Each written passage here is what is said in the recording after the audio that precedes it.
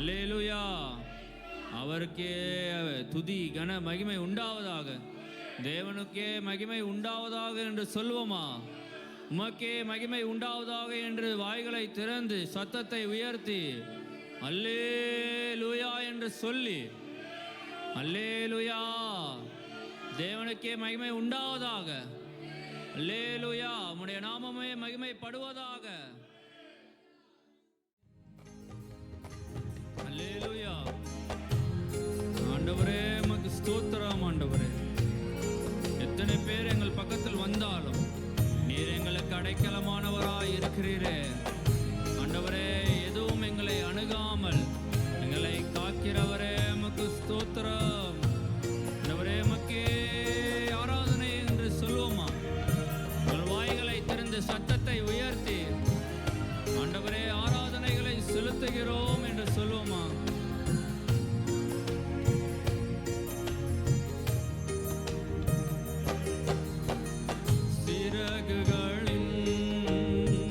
நிழல் தனிலே நான் நம்பி இளைப்பாறுவேன்.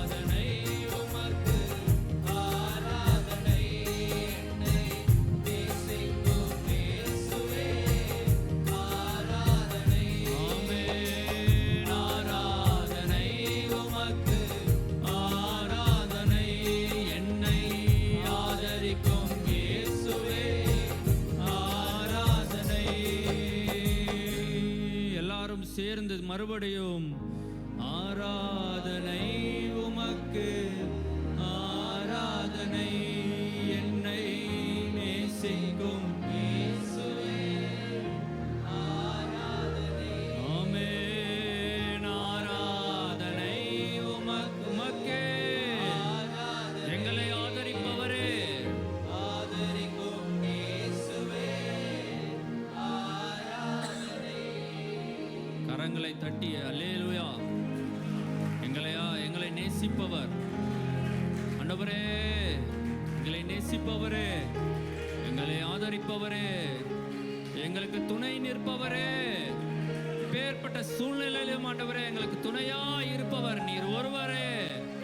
யார் கைவிட்டாலும் ஆண்டவரே எங்களை சேர்த்துக் கொள்கிறவர்.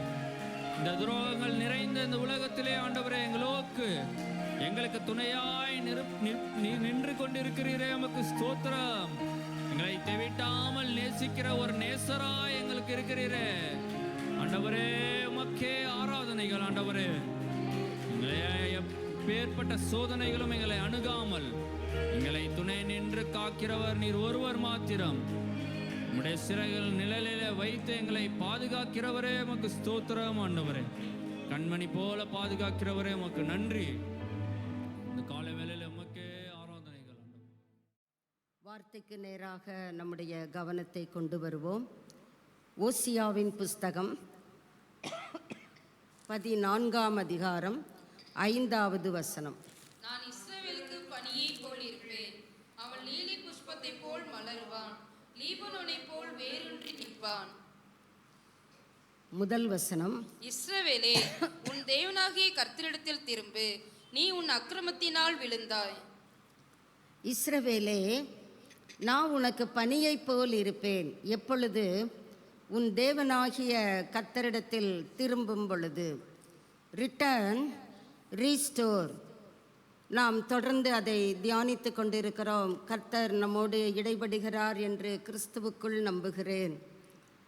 65ஆம் சங்கீதம் 9வது வசனத்திற்கு நேராக நம்முடைய சிந்தையை கொண்டு வருவோம். தேவரீர் பூமியை விசாரித்து, தேவரீர் பூமியை விசாரித்து அதற்கு நீர் பாய்ச்சுகிறீர், பூமிக்கு நீர் பாய்ச்சுகிறீர். தண்ணீர் நிறைந்த தேவநதியினால், தண்ணீர் நிறைந்த தேவநதியினால் அதை மிகவும் செழிப்பாக்குகிறீர், மிகவும் செழிப்பாக்குகிறீர். நாம் அபண்டன்ஸை குறித்து தியானித்து கொண்டிருக்கிறோம். கர்த்தரிடத்தில் திரும்பும் பொழுது 2 நாளாகமம் 7ஆம் அதிகாரம் 14வது வசனத்திலே கர்த்தருடைய வார்த்தை, நாம் அவர் நாமம் தரிக்கப்பட்ட பிள்ளைகள்தான். கர்த்தர் நம்மை எப்படி அழைக்கிறார்? என் ஜனங்கள் என்றுதான் அழைக்கிறார். அப்படி இருந்தும் நம்மிலே பொல்லாப்புகள் இருக்கிறது தானே.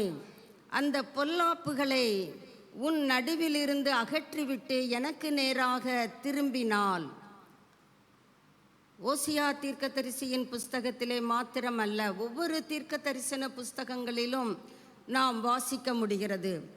கர்த்தருக்கு நேராக நாம் நம்மை திருப்பும் பொழுது நம்முடைய வளர்ச்சியிலே கர்த்தர் சீர்படுத்துகிறார். 1 பேதுரு 5:10 நமக்கு நினைவிருக்கும் என்று நம்புகிறேன். பரிசுத்த அலங்காரத்திலே நம்மை சீர்படுத்துகிறார்.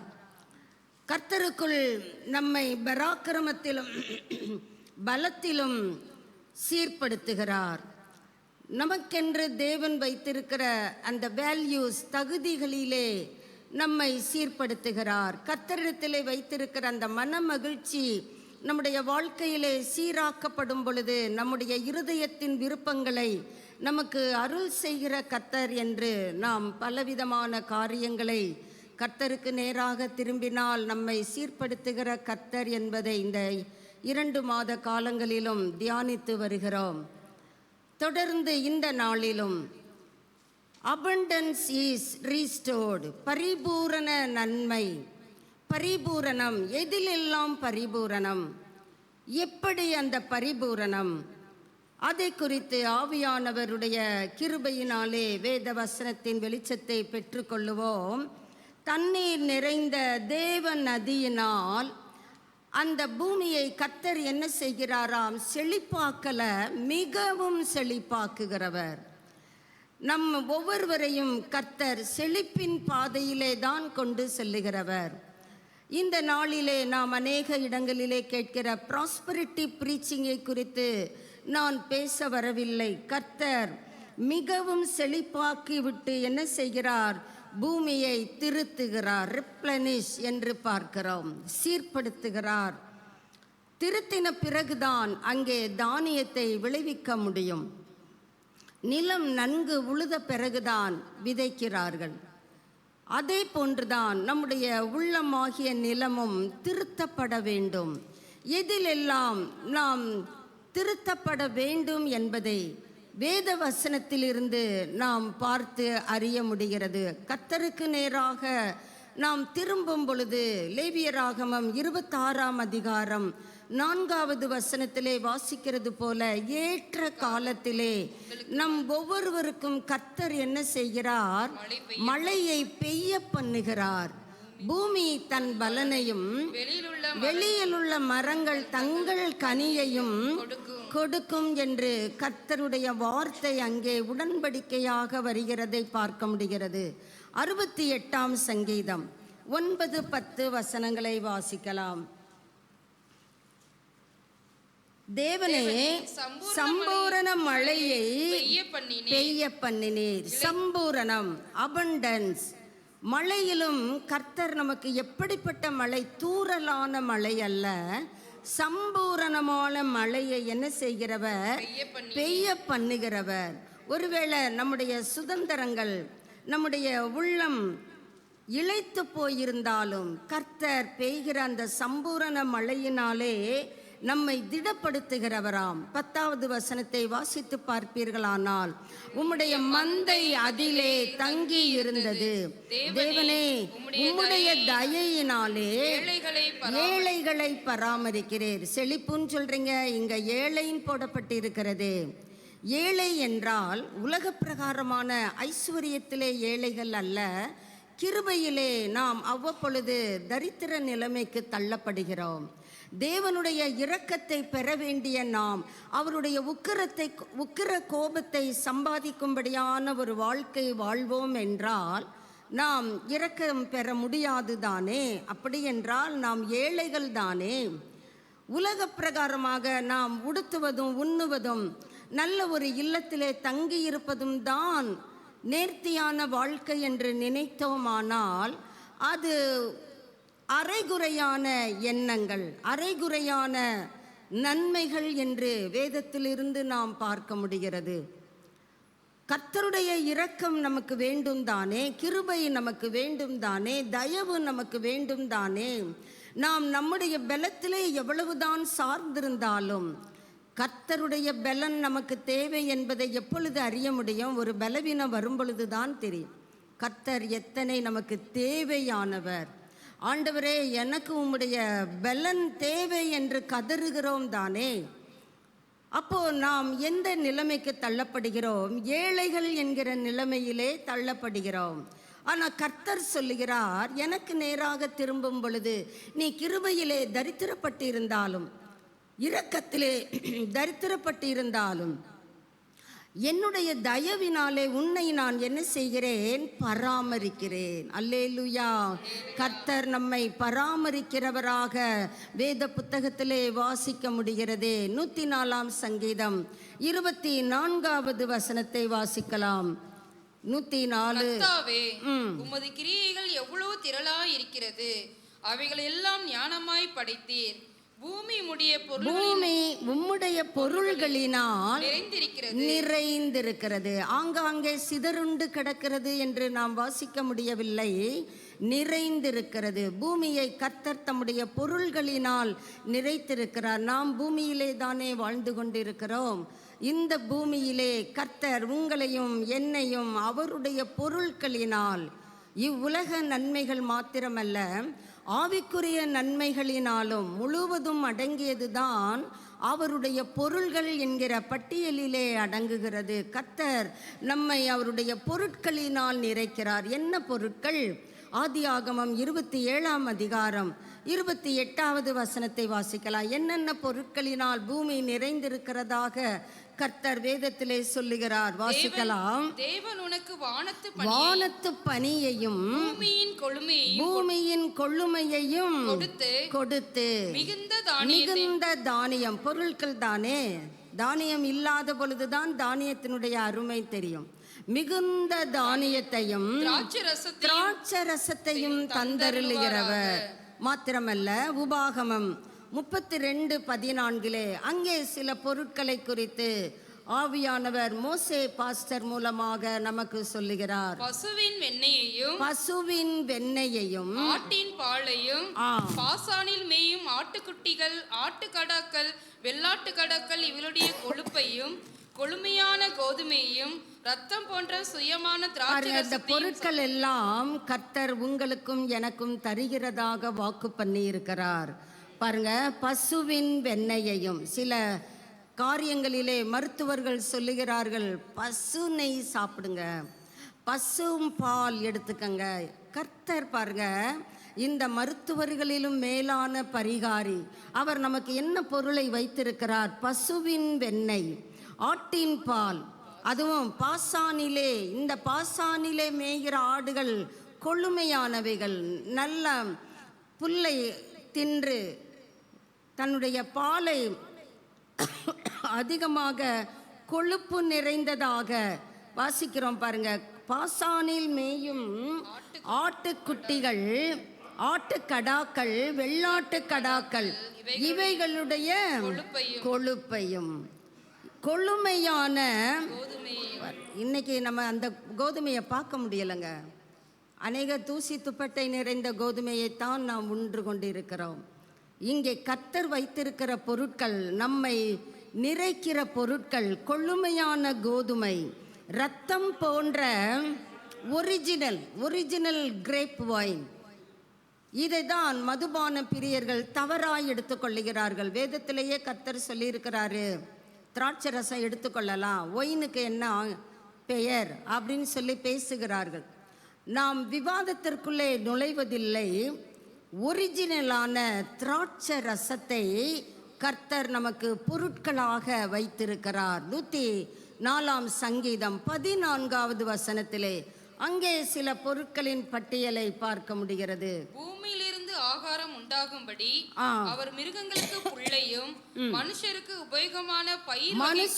உபயோகமான பயிர் வகை, மனிதருக்கு மாத்திரமல்ல மிருகங்களையும் கர்த்தர் போஷிக்கிறவர். வனவெளியிலே இருக்கிற மிருகங்களையும் கர்த்தர் ஆகாரம் கொடுத்து பராமரிக்கிறவர். மனிதனுடைய இருதயத்தை மகிழ்ச்சியாக்கும் திராட்சை ரசத்தை, அவனுக்கு முக களையை உண்டு பண்ணும் எண்ணெயை, அவனுடைய இருதயத்தை ஆதரிக்கும் ஆகாரம், இதெல்லாம் கர்த்தர் நமக்கு வைத்திருக்கிற பொருட்கள். இது உலக பிரகாரமான இந்த பொருட்கள் நமக்கு அத்தியாவசிய தேவையாயிருக்கிறது. வாசிக்கலாம். 36 சங்கீதம் 8வது வசனத்திலே ஆவிக்குரிய காரியங்களிலும் கர்த்தர் நம்மை ஆசீர்வதிக்கிறவர், நிறைக்கிறவர். ஆலயத்தில் உள்ள சம்பூரணம், நாம் அதைத்தானே தியானித்து கொண்டிருக்கிறோம். சம்பூரணத்தினாலே கர்த்தர் நம்ம என்ன செய்கிறாராம்? தொட்டுக்கோ தொடச்சுக்கோன்னு சொல்லி நடத்துகிறவர் அல்ல, திருப்தியாக நடத்துகிறவர். அதனால தான் பக்தன் பாடுகிறார், திருப்தியாக நடத்துவார், தேவைகளை சந்திப்பார், மீதமும் எடுக்க வைப்பார். நான் எடுத்து வைத்த மீதத்தை பிறருக்கு கொடுப்பதற்கான அளவிலே தேவன் என்னை நடத்துவார். அதுதானே ஆசீர்வாதம். அந்த நன்மைகளினாலே கர்த்தர் நம் ஒவ்வொருவரையும் நிறைப்பதற்கு போதுமானவராயிருக்கிறார். ஆலயத்தில் உள்ள சம்பூரணம், ஆலயத்திலே பேரின்ப நதி. என்னங்க ஆலயன்றீங்க, நதின்றீங்க? அவருடைய 16 சங்கீதம் 11வது வசனத்திற்கு வருவீர்கள் என்றால், அவருடைய சமூகத்திலே ஆனந்தம், அவருடைய வலது பக்கத்திலே நித்திய பேரின்பம். அவருடைய சமூகத்திற்கு வருகிறவர்களுக்குத்தான் அந்த இன்பத்தை, அந்த பேரின்பத்தை, அதை தேவன் நதிக்கு ஒப்பிடுகிறார். பேரின்ப நதியினால் நம்முடைய தாகத்தை கர்த்தர் என்ன செய்கிறவராம்? தீர்க்கிறவர். ஒருவேளை பலவிதமான தாகங்களோடு தேவனுடைய சமூகத்திலே அமர்ந்திருக்கலாம். ஒருவேளை பலவிதமான தாகங்களோடு தூரத்தில் இருந்து இந்த வார்த்தையை கேட்டுக்கொண்டு இருக்கலாம். கர்த்தர் சொல்லுகிறார், பேரின்ப நதியினால் நம்முடைய தாகத்தை அவர் தீர்க்கிறவராம். 65ஆம் சங்கீதம் 4வது வசனம். உம்முடைய பிரகாரங்களில் வாசமாய் யாருக்கு இந்த பேரின்ப நதியும் சம்பூரணமான நன்மைகளும் என்றால், கர்த்தருடைய பிரகாரங்களில் வாசமாயிருக்கும்படி தெரிந்து கொண்டு கர்த்தர் தெரிந்து கொண்ட பாத்திரங்களை சேர்த்து கொள்ளுகிறவன் என்ன செய்கிறான்? கர்த்தரே சேர்க்கிறார். அவர் சோசன் வெசலாக தேவன் அவருடைய பிரகாரங்களில் சேர்த்து கொள்ளுகிறார். அடுத்த வார்த்தை வாசிக்கலாம் பாருங்க. பரிசுத்த ஆலயமாகிய உம்முடைய வீட்டின் நன்மையால். கர்த்தருடைய ஆலயத்திற்கு வரும் பொழுது, அவருடைய பிரகாரங்களுக்கு வரும் பொழுது கண்டிப்பாக நமக்கு என்ன உண்டு? நன்மைகள் உண்டு. கண்டிப்பாக நம்முடைய தாகத்தை அவர் தீர்க்கிறவர். அந்த விசுவாசத்தோடு தொடர்ந்து கர்த்தருடைய வார்த்தையை கேட்கலாம். ஏசாயா 25ஆம் அதிகாரம் 6வது வசனத்திலே நாம் வாசிக்கிறோம், அங்கே ஒரு விருந்து உண்டாயிருக்கும் என்று சொல்லுகிறார். இங்கே சில பொருட்களை எல்லாம் தியானித்தோம். இந்த பொருட்களை மாத்திரமல்ல, கர்த்தர் நமக்கு ஒரு டின்னரையே, விருந்தையே ஆயத்தப்படுத்துகிறாராம். வாசிக்கலாம். சேனைகளின் கர்த்தர். அவர் எப்படிப்பட்டவர்? நமக்கு விருந்தை ஆயத்தப்படுத்துகிறவர். சேனைகளின் தேவன், இராணுவங்களின் தேவன். அவர் நமக்கு என்ன செய்கிறார்? சகல ஜனங்களுக்கும். உங்களுக்கு மட்டும்தான், அவங்களுக்கு இல்லை. பாரபட்சம் உள்ளவர் அல்லவே. அவரை சேருகிற யாவருக்கும், அவரை அண்டிக் கொள்ளுகிற யாவருக்கும் அங்கே கர்த்தர் எதை ஆயத்தப்படுத்துகிறார்? விருந்து. அந்த விருந்தில் எதெல்லாம் இருக்கிறதாம்? கொள்ளுமையான பதார்த்தங்களும் எல்லாம் அதுல வந்து விட்டது. கொள்ளுமையான பதார்த்தங்கள், பழமையான திராட்சரசம். பழமை என்றால் பழசு என்ற அர்த்தம் அல்ல. அதை யூதர்கள் என்ன செய்வார்களாம்? பல நாட்களாக அவர்களுடைய இல்லங்களிலே ஒரு வைபவம் நடக்கும் என்றால், பல நாட்களாக பெண்கள் சேர்ந்து அதை திராட்சை பழங்களை சேகரித்து அதை இடித்து பிழிந்து வடிகட்டி அதை தனியாக ஒதுக்கி கொண்டே வருவார்களாம். அந்த வைபவ நாளிலே அவர்கள் அதை வருகிற விருந்தினர்களுக்கு பரிமாறுவார்களாம். அப்படித்தான் யோவான் 2ஆம் அதிகாரத்திலே நாம் வாசிக்கிறோம். அந்த கல்யாண வீட்டிலே, விருந்திலே அந்த திராட்சை ரசம் குறைவுபடுகிறது. கர்த்தர் தண்ணீரை திராட்சை ரசமாக அங்கே மாற்றின அற்புதம் நம்ம எல்லாரும் அறிவோம். இங்கே அந்த பழமையான, பழசு என்ற அர்த்தம் அல்ல, கர்த்தர் அதை சேகரிக்கிறார்.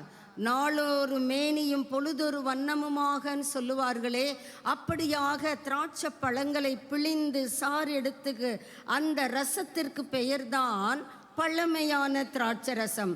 அடுத்த பதார்த்தங்கள் பாருங்க. கொழுமை மாத்திரமல்ல, ஊனும் சொல்றோம் இல்லையா? எலும்பை தட்டு, அதுல ஊனு இருக்கு. அந்த மரம் தான் நமக்கு ஹெல்த்து. பிள்ளைகளுக்கு நாம் சொல்லிதானே அதை எடுத்துக்கொள்ள பிள்ளைகளை பக்குவப்படுத்துகிறோம். கர்த்தர் வைக்கிறார். உங்களுக்குன்னு வைத்திருக்கிற விருந்திலே ஊனும் நினமும் உள்ள பதார்த்தங்கள், தெளிந்த, முதல்ல சொல்லப்பட்டது பழமையான திராட்சரசம். இது பழமையாக ஆக அடியிலே அந்த சக்கையெல்லாம் தேங்கி விடுகிறது. தெளிந்த பழமையான திராட்சரசமும் நிறைந்த விருந்தாயிருக்கும். இந்த விருந்திற்கு தான் சபை இந்த நாளிலே ஆயத்தப்பட்டு கொண்டிருக்கிறது. நீங்கள் ஆயத்தமா? இந்த விருந்திலே கலந்து கொள்ள உங்களுக்கு விருப்பமா? ஆண்டவரே, இந்த விருந்தை கேட்கும் பொழுதே நானும் இதிலே பங்கு பெற வேண்டும். சாதாரண திருமண வீட்டிலே அண்ணா பிரியாணி தான் போடுவாங்க அப்படின்னு தான் சொல்லுகிறோம். ஆனாலும் அங்கே தானே போகிறோம். நமக்கு அது பிடித்தமானது தானே. அந்த விருந்தை பொண்ணு மாப்பிள்ளை பிறகு பார்த்துக்கலாம், முதல்ல போய் சாப்பிட்டு வந்துடுவோம். எப்போ வேணாலும் கையில் கூட கொடுத்துக்கிடலாம். அது அவங்க பேரண்ட்ஸ் எல்லாம் கிட்ட தான் நிற்கிறாங்க, கொடுத்துடலாம், முதல்ல சாப்பிட்ருவோம் சொல்லுகிறோம் தானே. விருந்திலே நம்முடைய உள்ளம் ஈர்க்கப்படுகிறது தானே. அப்படி என்றால் இந்த உலக பிரகாரமான விருந்திலே நம்முடைய உள்ளம் ஈர்க்கப்படுவது ஓகே, வெல்கம். அதே போன்றே கர்த்தர் நமக்கு ஆயத்தம் பண்ணி வைத்திருக்கிற அந்த விருந்திலே நாம் பங்கு பெற வேண்டும் தானே. இந்த விருந்தை குறித்து வெளிப்படுத்தலிலே நாம் பார்க்கிறோம். 19ஆம் அதிகாரம் 9வது வசனத்தை வாசிப்போம். வெளிப்படுத்தல் 19:9. பின்னும் அவன் என்னை நோக்கி, ஆட்டுக்குட்டியானவரின் கல்யாண விருந்துக்கு அழைக்கப்பட்டவர்கள், இந்த விருந்துதான் என்னென்ன பொருட்கள் பரிமாறப்படுகிறது என்பதை தீர்க்கன் ஏசாயாவை கொண்டு கர்த்தர் அங்கே தெளிவாய் எழுதுகிறார். வெளிப்படுத்தலிலே நடைபெறுகிற காரியத்தை பல 1000 ஆண்டுகளுக்கு முன்பதாகவே ஏசாயாவை கொண்டு அந்த விருந்தின் காரியங்களை அங்கே அழகாக சொல்லுகிறதை பார்க்க முடிகிறது. ஆட்டுக்குட்டியானவரின் கல்யாண விருந்துக்கு அழைக்கப்பட்டவர்கள் பாக்கியவான்கள், பாக்கியவான்கள். நாம் அழைக்கப்பட்டிருக்கிறோம். அந்த அழைப்பை தக்க வைத்துக் கொள்வது நம்முடைய கரங்களில் தான் உண்டு. எரேமியாவை கொண்டு இந்த விருந்தை கர்த்தர் என்ன சொல்லுகிறார் என்று பார்க்கலாம். எரேமியா 31ஆம் அதிகாரம் 12-14 வார்த்தைகளை வாசிக்கலாம். அவர்கள் வந்து சீயோனின் உச்சியிலே, அவர்கள் வந்து, அந்த பதத்தை ஆவியானவர் நம்முடைய இருதயங்களிலே எழுத நமக்கு கிருபை தருவாராக. அவர்கள் வந்து சீயோனின் மத்திய ஆகாயத்திலே சபை எடுத்துக்கொள்ளப்படும் பொழுது இவர்கள் போய், நாம சொல்லலாம் போய், கர்த்தர் சொல்லுகிறார் வந்து. அவர்கள் வந்து என்ன செய்கிறார்கள்? சீயோனின் உச்சியிலே கெம்பீரித்து, கர்த்தர் அருளும் கோதுமை திராட்சரசம், கர்த்தர் அருளும் கோதுமை. அப்ப அங்க ரேஷன் இருக்குதோ? ஆனா இங்க கொடுக்கிற கோதுமை போன்றதல்ல, ரத்தம் போன்ற கொழுமையான கோதுமை, திராட்சரசம், எண்ணெய், ஆட்டுக்குட்டிகள், கன்றுக்குட்டிகள் என்பவைகள் ஆகிய நன்மைகளுக்காக ஓடி வருவார்கள். அவருடைய ஆத்துமா நீர்ப்பாய்ச்சலான தோட்டம் போல் இருக்கும். அவர்கள் இனி தொய்ந்து போவதில்லை. இந்த விருந்திலே கலந்து கொள்ளுகிற பிள்ளைகளுடைய ஆத்துமா தொய்ந்து போவதில்லை. ஏனென்றால் அவர்கள் நீர்ப்பாய்ச்சலான தோட்டம் போன்றவர்கள். ஆண்டவரே, இந்த விருந்திலே நீர் கொடுக்கிற அந்த சம்பூரணமான நன்மைகளை நானும் ஏற்றுக்கொள்ள விரும்புகிறேன். நம்மிலே எத்தனை பேர் விரும்புகிறோம்? கர்த்தருக்கே மகிமை செலுத்துவோம். ஆண்டவர் நம் ஒவ்வொருவருக்கும் கிருபை தருவாராக. இந்த விருந்திலே பங்கு கொள்வது பாக்கியம்தானே. ஒரு சாதாரண கல்யாண வீட்டுக்கு எனக்கு கார்டு வைக்கல, கோச்சுக்கிறோம். கர்த்தர் இங்கே நம்ம எல்லாருக்கும் அழைப்பு கொடுக்கிறார். நாம் அந்த அழைப்பை தக்க வைத்துக் கொள்ளுவோமே. ஆனால் கர்த்தர் நமக்கு வைத்திருக்கிற இந்த விருந்திலே நாம் களி கூற முடியுமே. வாசிக்கலாம். 66ஆம் சங்கீதத்துக்கு வருவோம். 12வது வசனத்திலே இந்த விருந்தெல்லாம் ஓகே தான், இதற்கு இடையிலே சில பாதைகள் வழியாக நாம் செல்ல வேண்டியது இருக்கிறது. மனுஷரை எங்கள் தலையின் மேல் ஏறி போக பண்ணி, நம்ம தலை மேலேயே மனுஷர் என்ன பண்ணுவாங்க? அழகா ஏறுவாங்க. எத்தனை பேருக்கு அந்த அனுபவம் உண்டு? மனிதர்கள் தலையில ஏறி, அவங்க வேணுக்குன்னு போகல, கர்த்தரே பண்ணுகிறார். ஏறி போக பண்ணினீர் தீயையும், அடுத்த பாதை தீயையும் தண்ணீரையும் நடந்து வந்தோம். மனிதர்கள் தலையிலே நடந்தாலும் நாம் கர்த்தருடைய பலத்தினாலே அந்த பாதையை எளிதிலே கடக்க முடியும். அதுக்கு பிறகு இருக்கு ஏசாயா 43:2 நீங்க படிச்சு பார்த்தீங்கன்னா தெரியும். தண்ணீரை கடந்தாலும் உன் கூட தான் நான் இருக்கிறேன். எங்க போயிட்டாரு ஆண்டவர்? காணமே. இந்தா இருக்கிறேன், உன் பக்கத்திலேயே இருக்கிறேன். ஆறுகளை கடந்தாலும் அவைகள் உன்மேல் புரளுவதில்லை. அக்கினியில் நடந்தாலும் வேகாதிருப்பாய். அக்கினி ஜுவாலை உன் பேரில் பற்றாது. அங்கே 3 நபர்களை அக்கினி சூளையிலே போட்டார்கள் தானே. அக்கினியின் மனம் அவர்கள் வஸ்திரத்திலே கூட வீசவில்லையே. அதற்கு பெயர்தானே கர்த்தர். பராக்கிரமம் நிறைந்தவர். தீயையும் தண்ணீரையும் கடந்து வந்தோ. இப்பொழுது கர்த்தர் எங்கே கொண்டு வந்து விட்டார்? சம்பூரணத்திலே, செழிப்பான இடத்திலே கர்த்தரே கொண்டு வந்து விட்டார். நம்முடைய தலைகளிலே ஒருவேளை மனிதர்கள் ஏறி நடந்து போகலாம். அப்போ தலை எப்படி இருக்கும்? ஜில்லுன்னா இருக்கும். நல்ல குண்டு குண்டாக இருப்பாங்க. ஜிம்மில் போய் தங்களுடைய சரீரங்களை சரியாக பக்குவப்படுத்தி இருப்பாங்க. அவங்க நம்ம தலையில் ஏறி போனால் நம்ம தலை எப்படி இருக்கும்? நசுங்கிதானே போகும். ஆனால் கர்த்தர் சொல்கிறார் பாருங்க, அவங்க வந்தாலும் நீர் எங்கள் கூடவே இருக்கிறீர். தீயையும் தண்ணீரையும் கடந்து வந்தோம், ஆனால் முடிவு சம்பூரணம். துவக்கம் அற்பமாய் தெரியலாம். ஒருவேளை மனிதர்கள் உன்னை பரியாசமாய் பார்க்கலாம், பேசலாம். ஆனால் கர்த்தருடைய நடத்துதலின் முடிவை நீங்கள் பார்ப்பீர்களானால் கர்த்தர் ஒருபோதும் நம்மை விட்டு விலகுவதில்லை, நம்மை கைவிடுவதும் இல்லை என்பதை நன்கு உணர முடியும். அல்லேலூயா. தீயையும் தண்ணீரையும் கடந்து வந்த பிறகு கர்த்தர் நம்மை சம்பூரணத்திலே கொண்டு வந்து நிறுத்துகிறார். அப்படியாக நம்முடைய வாழ்க்கையிலே சம்பூரணம், அபண்டன்ஸ், செழிப்பு, இதிலே கர்த்தரே நம்மை கொண்டு வந்து விடுகிறார். 68ஆம் சங்கீதம் 9வது வசனம். தேவனே, சம்பூரண மழை பெய்ய பண்ணினீர். எரேமியா 33:6 நமக்கு எல்லாருக்கும் தெரிந்த வசனம்தான். எரேமியா 33:6. சௌக்கியமும் ஆரோக்கியமும் வரப்பண்ணி அவர்களை குணமாக்கி பாருங்க. சமாதானத்திலையும் கர்த்தர் எதை வைத்திருக்கிறார்? பரிபூரணம், சம்பூரணம். மனிதர்கள் இன்றைக்கு சமாதானத்திலே தானே சீர்கெட்டு போயிருக்கிறார்கள். தூக்கமே இல்லை, புலம்புகிறார்கள் தானே. நிறைய பணம் இருக்கு, நிறைய பெரிய பெரிய வீடுகள் இருக்கு, நான் சம்பாதித்த பொருளை கொண்டு கோடிக்கணக்கிலான வாகனங்களை ஒரு இமைப்பொழுதிலே வாங்க முடிகிறது. ஆனால் தூக்கம்தான் வர மாட்டேங்குது.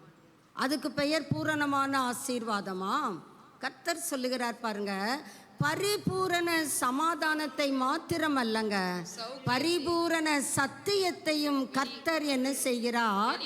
வெளிப்படுத்துகிறார். அதற்கென்றே நம்முடைய ஒவ்வொருவருடைய வாழ்க்கையிலும் கிருபையை பெருக செய்வதற்கு அவர் வல்லவராயிருக்கிறார். நீதிமொழிகள் 3ஆம் அதிகாரம் 10வது வசனத்திலே அங்கே ஒரு சம்பூரணம் போடப்படுகிறது. வாசிக்கலாம். அப்பொழுது உன் களஞ்சியங்கள் எப்பொழுது? நீங்க அதுக்கு முந்தைய வசனங்களை வாசித்தால் தெரிந்து கொள்ளலாம். உன் களஞ்சியங்கள் பூரணம்.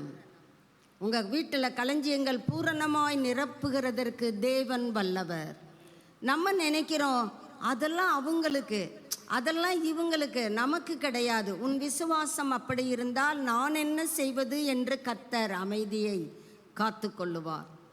இல்லை, கர்த்தர் என்னையும் சம்பூரணமாய் நிரப்புவார். என் களஞ்சியங்கள் பூரணமாய் நிரம்பும். ஆலைகளில் இன்னைக்கு நம்ம வீடுகளில் ஆலை இல்லை, ஆனால் எண்ணெய் தேவைப்படுகிறது தானே.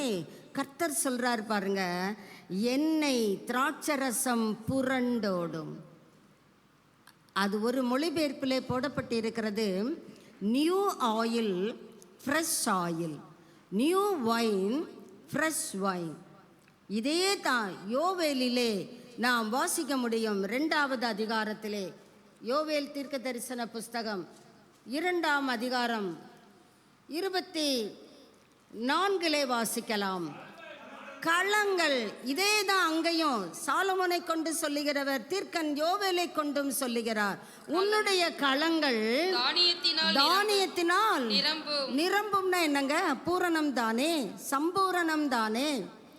ஆலைகளில் திராட்சரசமும் வழிந்தோடு. அங்க வெறும் திராட்சரசம் தான் சொல்லப்படுது, ஆனா இங்கே எண்ணெயையும் கர்த்தர் சேர்த்து கொள்ளுகிறார். தேவனுடைய ராஜ்யத்தை, அவருடைய நீதியை முதலாவது தேடுகிற பிள்ளைகளுக்கு இதெல்லாம் shall be added unto thee, கூடுதலாக உங்களுக்கு வழங்குகிற கர்த்தர். எப்பொழுது வழங்குகிறார்? கர்த்தருக்கு முதல் இடம், தேவனுடைய ராஜ்யத்திற்கு முதலிடம், தேவனுடைய நீதிக்கு முதலிடம். எப்பமோ நேரம் கிடைச்சா நான் கர்த்தரை தேடுவேன், எனக்கு நேரம் வேணும்ல, இல்லைங்க, நாம் நேரத்தை உருவாக்கி கொள்ள வேண்டும். நேரம் போய்க்கொண்டே தான் இருக்கும், அதை ரிவர்ஸில் கொண்டு வர முடியாது. நாம் தான் எப்படி கர்த்தருக்கு முதல் இடத்தை கொடுக்கிறோமா, ஆசீர்வாதத்தை நாடுகிறோம், சம்பூரணம் அல்லேலூயான்னு சொல்லுகிறோம். ஆனால் அந்த சம்பூரணம் எப்படி சூழ்நிலையிலே நமக்கு கூட்டி கொடுக்கப்படுகிறது, கூட்டி வழங்கப்படுகிறது? அவருக்கு முதலிடத்தை கொடுக்கும் பொழுது, அவரை கனம் பண்ணும் பொழுது, அவருக்கு செலுத்த வேண்டிய மகிமையை செலுத்தும் பொழுது நாம் எப்படி நம்முடைய ஜீவியத்திலே காணப்படுகிறோம்? வேதத்திலே ஒரு சபையை குறித்து பவுல் மூலமாக ஆவியானவர் சொல்லுகிறார், மிகுந்த தரித்திரம். ஆனால் அவங்க கொடுத்த விதத்தை பார்ப்பீர்களானால், நம்ம நேரம் இல்லைன்னு சொல்லுகிறோம், அந்த சபையார் எப்படி கொடுத்தார்கள் வாசிக்கலாம். 2 கொரிந்தியர் 8ஆம் அதிகாரம் 2வது வசனம். அவர்கள் மிகுந்த உபத்திரவத்தினாலே, எப்படிங்க? மிகுந்த உபத்திரவத்திலையும் பூரணம். மிகுந்த உபத்திரவத்தினாலே சோதிக்கப்படுகையில், they are tested, tempted அல்ல, tested, சோதிக்கப்படுகையில் கொடிய தரித்திரமுடையவர்களாய் இருந்து, தரித்திரத்திலையும் சம்பூரணம், கொடிய தரித்திரம். நம்ம என்ன சொல்லுவோம்? கர்த்தரையே தேட மாட்டோம். ஐயோ, எனக்கு இருக்கிற தரித்திரத்துக்கு நான் எங்க அங்க வர்றது? எளிதிலே நாம் நம்மை தப்புவித்து கொள்ளுவதற்கான பதிலை சொல்லிவிடுவோம். இந்த சபையார், மக்கெதோனியா நாட்டு சபையார், கொடிய தரித்திரம், மிகுந்த உபத்திரவம். ஆனால் அவங்ககிட்ட என்ன இருந்துச்சுங்க? சந்தோஷம் பரிபூரணமாயிருந்தது. அப்போ தரித்திரப்படுகிற பிள்ளைகளுக்கு தான் சந்தோஷம், வசதியாக இருக்கிறவங்களுக்கு சந்தோஷம் இல்லை, அப்படி கிடையாது. இவர்கள் என்ன செய்கிறார்கள்? பரிபூரண சந்தோஷத்தினாலே பாருங்க, ஒவ்வொரு இடத்துலையும் அந்த அபண்டன்ஸை குறித்து அந்த வார்த்தையில எத்தனை இடத்துல வருது பாருங்க. மிகுந்த உபத்திரவம், கொடிய தரித்திரம், பரிபூரண சந்தோஷம், மிகுந்த உதாரத்துவமாய் கொடுக்கிறார்கள். பாருங்க, அதுக்கு 5வது வசனத்துக்கு வருவோம். அவங்க தங்களையும் வாசிக்கலாம். நாங்கள் நினைத்தபடி மாத்திரம் கொடாமல், தேவனுடைய சித்தத்தினாலே, ஊழியன் பவுல் சொல்லுகிறார், நாங்க ஒரு லெவல் அவங்கள நினைச்சிருந்தோம், ஆனா அவங்க அதுக்கு லெவலுக்கு மிஞ்சி கொடுத்தாங்க. தேவனுடைய சித்தத்தினாலே முன்பு தங்களை தாமே கர்த்தருக்கும் பின்பு எங்களுக்கும் ஒப்பு கொடுத்தார்கள். தங்களை தாங்களே யாருக்கு முதல்ல கொடுத்தாங்க? கர்த்தருக்கு. யாருக்கு பரிபூரணம்? பரிபூரண நன்மை விரும்புகிறோம், பரிபூரண சந்தோஷத்தை விரும்புகிறோம். ஆலைகளிலே களங்களிலே எல்லாம் பூரணமாய் நிரம்பணும். ஓகே, கர்த்தர் அதை ஆம் என்றும் அல்ல என்றும் சொல்லவில்லை, ஆம் என்றும் ஆமேன் என்றும் சொல்லுகிறவர் அதே தேவன். நாம் எப்படி கர்த்தருக்கு கொடுக்கிறோம்? தங்களை தாங்களே கர்த்தருக்கும் பின்பு எங்களுக்கும் ஒப்பு கொடுத்தார்கள். இதுதாங்க சம்பூரணத்தினுடைய ரூட்டு, வேறு இதுதான். முதல்ல நம்மை கர்த்தருக்கும், பிறகு ஊழியர்களுக்கும், எங்களுக்கும் சொல்லி பவுல் தங்களை சொல்லுகிறார். நாம் ஊழியம் செய்கிற பிள்ளைகளுக்கும் நம்மை கொடுக்க வேண்டும். அதை அவங்க பார்த்துக்குவாங்க, அதை இவங்க பார்த்துக்குவாங்க, அவங்களுக்கு அதெல்லாம் தெரியும். அப்படி இந்த சபையார் பவுலை அலட்சியம் பண்ணவில்லை. பவுலோடு இசைந்து, பவுலோடு அவர் ஜெயிலில் இருந்தாலும் அவருக்கு தேவையான காரியங்களை மக்கெதோனியா நாட்டு சபையார் செய்கிறார்கள் என்று பவுலே அவர்களை குறித்து சாட்சி கொடுக்கிறார். பாருங்க, 7வது வசனத்துக்கு வருவோம். தங்களை தாங்களே கர்த்தருக்கு எப்படி ஒப்பு கொடுத்தார்கள், என்னென்ன காரியங்களிலே அவர்கள் பரிபூரணமாயிருந்தார்கள் வாசிக்கலாம். விசுவாசத்திலும், போதிப்பிலும், அறிவிலும், எல்லாவித ஜாக்கிரதையிலும், எங்கள் மேலுள்ள உங்கள் அன்பிலும், மற்ற எல்லா காரியங்களிலும் நீங்கள் பெருகி இருக்கிறது போல இந்த தர்ம காரியத்திலும் பெருக வேண்டும். இந்த சில கேரக்டரை குறித்து பவுல் சொல்றார். விசுவாசம், மற்றவங்களுக்கு போதிக்கக்கூடிய திறமை, கொடிய தரித்திரம்தான், ஆனால் பரிபூரண சந்தோஷம். மிகுந்த உதாரத்துவம், பாருங்க, அறிவு, எல்லாவித ஜாக்கிரதை, இதெல்லாம் ஆவிக்குரிய பூரணமான சுபாவங்கள். ஜாக்கிரதை இருக்கணுங்க. 1-2 காரியங்களில் மட்டும் இல்லை, எல்லா வித ஜாக்கிரதை. எப்படி வேணாலும் சபையில் இருந்துடலாமா? தேவன் தலையில் தட்டிடுவார். கவனமாக இருக்கணும். சபை என்று அல்ல, கர்த்தருடைய சரீரத்திற்கு அடுத்த காரியங்களிலே நாம் நம்மை முதலாக வைத்தால் தேவன் அதை ஒரு பொழுதிலும் ஏற்றுக்கொள்ளுகிறதே இல்லை. அதிலே நாம் கவனமாக இருக்க வேண்டும். கர்த்தருக்கு கொடுக்க வேண்டிய மகிமையை நீ உனக்குன்னு எடுத்தேன்னா திருடுகிறாய். நீ திருடி பொய் ஆணையிட்டு கர்த்தர் சொல்லுவார். எல்லாவித ஜாக்கிரதையும் நமக்கு அவசியம் தேவை. கர்த்தருடைய பிள்ளைகள் மேல் உள்ள அன்பு எல்லா காரியங்களிலும் இந்த சபை எப்படி இருக்கிறது? பெருகி இருக்கிறது. அது மாதிரி நீங்க தர்ம காரியத்திலும் இன்னும் ஜாஸ்தியா பெருகுங்க. மக்கெதோனியா நாட்டு சபையை கொரிந்திய சபைக்கு முன் உதாரணமாக பவுல் வைக்கிறார். நாமும் பவுலினுடைய போதனையை ஏற்றுக்கொள்ளுவோம். விசுவாசத்திலே, போதிப்பிலே, அறிவிலே, அன்பிலே, எல்லாவித ஜாக்கிரதையிலே கர்த்தருக்கு கொடுக்கிற கனமா அதை கர்த்தருக்கு தான் கொடுக்கணும். நான் என்ன முன்னால் நிறுத்திக்கிறேன், நான் அப்படியாக்கும். அதெல்லாம் நாம் நம்மை கர்த்தருக்கு முன்பாக தாழ்த்த கற்றுக்கொள்ள வேண்டும். சத்ருவானவன் நம்மை வஞ்சிக்கிறதற்கு நாம் இடம் கொடுத்தால் விளைவை நாம் தான் சந்திக்க வேண்டும்.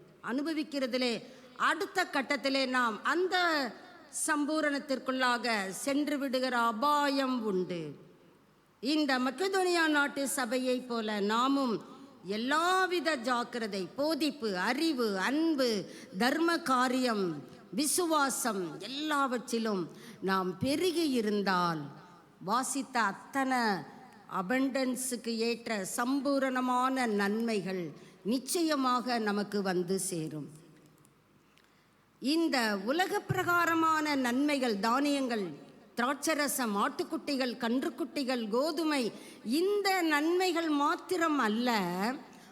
இந்த நன்மைகள் எதை அடிப்படையாக கொண்டு நமக்கு வருகிறது என்றால் ஆவிக்குரிய ஆசீர்வாதங்களை அடிப்படையாக கொண்டுதான் இந்த உலக நன்மைகள் நம்மை தேடி வருகின்றன. ஆமாவா இல்லையா? அப்படின்னா இன்னைக்கு வெளியே இருக்கிற மல்டி மில்லியனர்ஸ் எத்தனையோ பேர் இருக்காங்க. அவங்கெல்லாம் கொடி பிடிப்பாங்க, நாங்கள் தான் பரலோக ராஜ்யத்தின் சுதந்திரவாளிகள். நாங்கள் கர்த்தரை தேடுறது இல்லையே. நாங்கள் எவ்வளவு லட்சம் கோடி கடன் வாங்கினாலும் எங்களுக்கு தள்ளுபடி செய்கிற ஆதரவாளர்கள் எங்கள் பக்கத்தில் இருக்கிறார்களே, நாங்கள் தானே சம்பூரணர், மார்தட்டி கொள்ள முடியும் தானே. ஆனால் வேதம் அதை ஏற்கவில்லை. அது ஒரு பகுதியான சம்பூரணம். அடுத்த பகுதியான சம்பூரணம், இந்த உலக சம்பூரணம் எதை அடிப்படையாக கொண்டு நமக்கு வருகிறது என்றால் ஆவிக்குரிய ஆசீர்வாதங்களை அடிப்படையாக கொண்டு. அதில் தான் சங்கீதம் 36:8 நம்ம வாசிக்க கேட்டோம். ஆலயத்தில் உள்ள சம்பூரணத்தினால் கர்த்தருடைய வார்த்தையை, கர்த்தருடைய போதனையை கேட்க கேட்க கேட்க கர்த்தருக்கு நம்மை பூரணமாய் அர்ப்பணிக்க அர்ப்பணிக்க உலகத்தில் இருக்கிற சுயமான திராட்சரசம், கோதுமை, ஆட்டுக்குட்டிகள், கன்றுக்குட்டிகள் உன்னை தேடி வருன்றார். நீ தேடி போக வேண்டிய அவசியம் இல்லை. உன்னை ஆசீர்வாதங்கள் தேடி வரும்.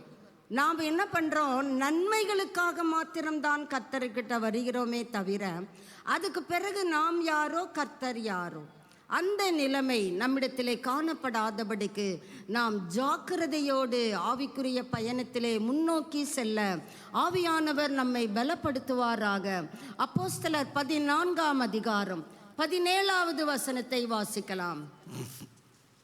அப்போஸ்தலர் 14:17. அவர் நன்மை செய்து வந்து வானத்திலிருந்து மழைகளையும் செழிப்புள்ள காலங்களையும் நமக்கு தந்து ஆகாரத்தினாலும் சந்தோஷத்தினாலும். அவர் நன்மை செய்கிறவர், நல்லவர். அப்படித்தானே வேதம் நமக்கு இயேசுவை அறிமுகம் செய்கிறது.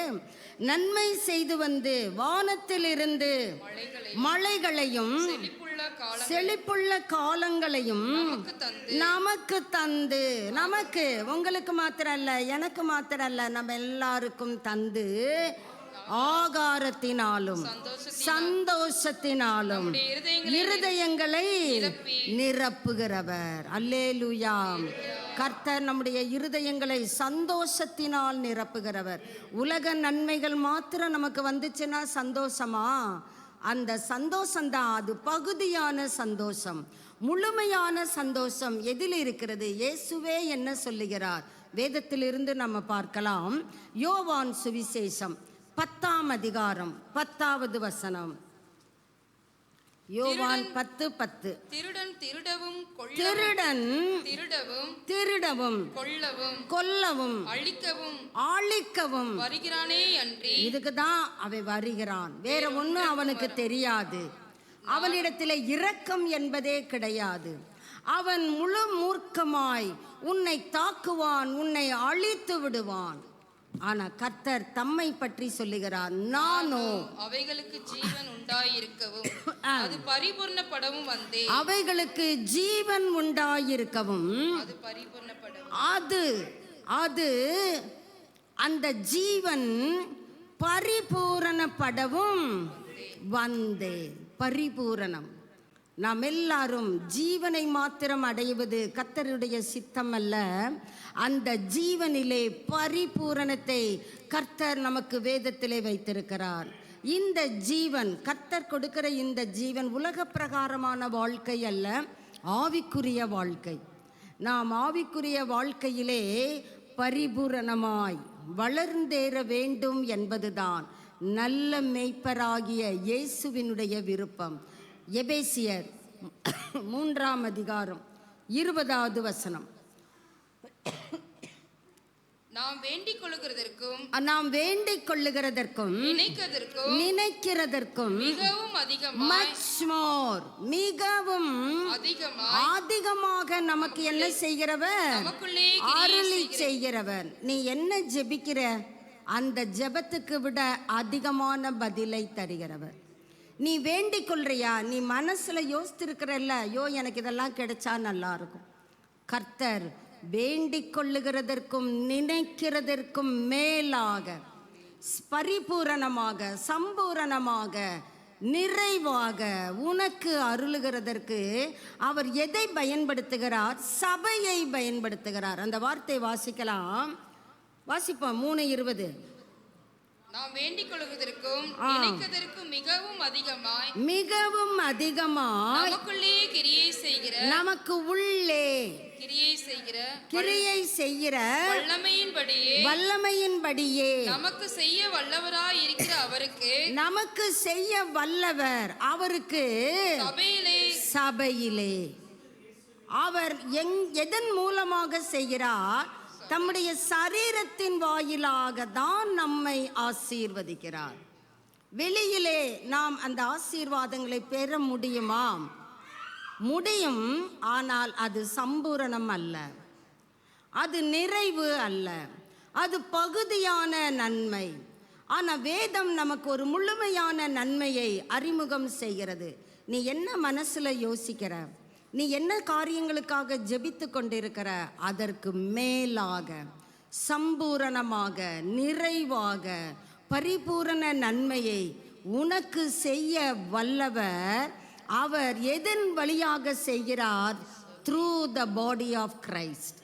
நீங்கள் ஆங்கில மொழியாக்கங்களிலே வாஸ்து பார்ப்பீர்களானால் தெளிவான பதிலை பெற முடியும். சபையிலே அவருக்கு மகிமை உண்டாவதாகன்னு தமிழிலே மொழிபெயர்க்கப்பட்டு இருக்கிறது. சபை மூலமாக, சபையிலே கிறிஸ்துவின் சரீரத்திலே தானே நாம் அவயவங்களாய் இருக்கிறோம். இந்த சரீரத்தை விட்டு வெளியே போயிட்டா நாம் அவயவம் என்று சொல்ல முடியுமா? நம்முடைய கையோ காலோ நம்முடைய சரீரத்தில் இருக்கிறது வரைக்கும் தான் அது எனக்கு சொந்தமான அவயவம் என்று நாம் சொல்ல முடியும். ஒருவேளை ஏதோ ஒரு சம்பவத்திலே என்னுடைய உறுப்பை நான் இழந்து விடுவேன் என்றால், ஒரு காலத்தில் இருந்துச்சு இப்போ இல்லை, அப்படித்தானே சொல்ல முடியும். அது பூரணம் அல்லவே. கர்த்தர் சொல்லுகிறார், ஆவிக்குரிய வாழ்க்கையிலே நீ கர்த்தரோடு கொண்டிருக்கிற தொடர்பிலே நீ உறுதிப்படும் பொழுது, வலுப்பெறும் பொழுது, உனக்கு இந்த நன்மைகள், கோதுமை, திராட்சரசம், ஆட்டுக்குட்டிகள், கன்றுக்குட்டிகள், இதெல்லாம் உன்னை தேடி வரும். உன்னை தேடி வரும் சொன்னா கர்த்தர் எவ்வளவேனும் பொய்யுரையாதவர். 3 யோவான் 2 சொல்லுது, பிரியமானவனே உன் ஆத்துமா வாழ்கிறது போல. இந்த வசனம் நமக்கு எல்லாருக்கும் தெரியும். முதல்ல ஆத்துமா வாழணும், பிறகுதான் சுகம். நம்ம சுகத்துக்காக மாத்திரம் ஜெபிக்கிறோம். ஆண்டவரே எனக்கு சுகந்தார். சுகத்தை கொடுத்த பிறகு, சுகத்தை வாங்கின பிறகு இந்த பக்கம் தலை காட்டி பார்ப்போமா? டைம் இல்லைங்க, நேரம் இல்லை, பிஸி. அதுக்கு தான் இந்த பலவீனத்தை அனுமதிக்கிறேன்வர். பலவீனன்னா தன்னால் வந்து இங்கே உட்காருவதானே. கர்த்தர் உடனே சுகத்தை கொடுத்த அந்த வேல்யூ நமக்கு தெரியல. உடனே நம்ம என்ன பண்ணுறோம்? எனக்கு சுகம் கிடைத்து விட்டது, என்னுடைய சொந்த தேவைகளை பார்த்து கொள்ள போகிறேன். சொந்த தேவைகளை பார்த்து கொள்ளுவதை வேதம் எதிர்க்கவில்லை. ஆனால் தேவன் தானே சுகத்தை கொடுத்தா, தேவனுக்கு நீ எப்படி முதலிடம் கொடுக்கிறாய்? அங்க நிக்கிறாங்க, இங்கே நிக்கிறாங்க. எப்போ சுகத்தை பெற்றுக்கொண்ட பிறகு, சுகம் கிடைக்கிறது வரைக்கும் இங்கேயே கிடப்பாங்க. சாவி கொடுத்துருங்க, நான் சர்ச்சிலே கிடக்கிறேன். எப்பா வெயிலுப்பா, கஷ்டம்ப்பா, பரவாயில்லை. அப்பெல்லாம் உஷ்ணம் நமக்கு ஒரு பொருளாகவே தெரியாது. ஏன்? சுகம் வேணும். ஆத்துமா வாழ்ந்தாதான் சுகம். வேதம் அதை அப்படித்தான் சொல்லுகிறது. ஆத்துமா வாழ்கிறது போல. உங்க ஆத்துமா வாழ்ந்து கொண்டு இருக்கிறதா? நீங்களே பரிசீலனை செய்து கொள்ளுங்கள். ஆத்துமா வாழ்கிறது போல எல்லாவற்றிலும் பாதி பாதியா கர்த்தர் நம்மை ஆசீர்வதிக்கிறவர் அல்ல. எல்லாவற்றிலும் எப்படி இருக்கணும்? வாழ்ந்து வாழ்ந்து. முதல்ல சுகத்துக்கு அப்புறம் போவோம், வாழ்ந்தாதான விஷயம். இன்னைக்கு நிறைய பேர் வாழ்க்கையை தொலைத்து தானே தேவனுடைய பிரசன்னத்திலே அமர்ந்திருக்கிறோம். காணோம். எங்க சமாதானம் இல்லை, சந்தோஷம் இருக்கு, கொஞ்சம் கொஞ்சம் இருக்கு.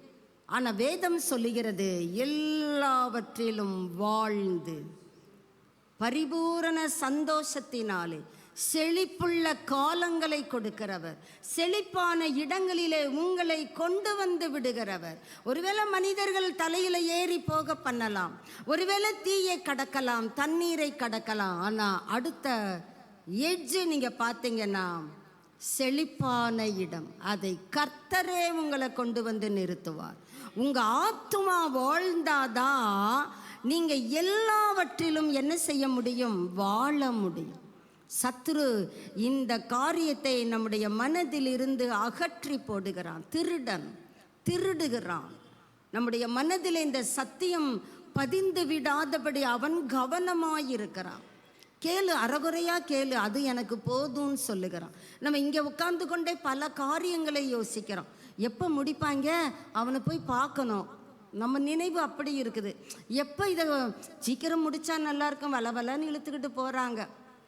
ஆனால் நம்மை பார்க்க சொன்ன நபரு பல மணி நேரம் வரைக்கும் நம்மளை காக்க விடுவார். பொறுமையாக உட்காந்துருக்கும். ஏன்னா அவர்கிட்ட இருந்து நன்மை வரும். அப்போ அவரை விட தேவன் கீழே இறங்கி விட்டாரோ? எப்படி தேவனை நாம் கையாளுகிறோம்?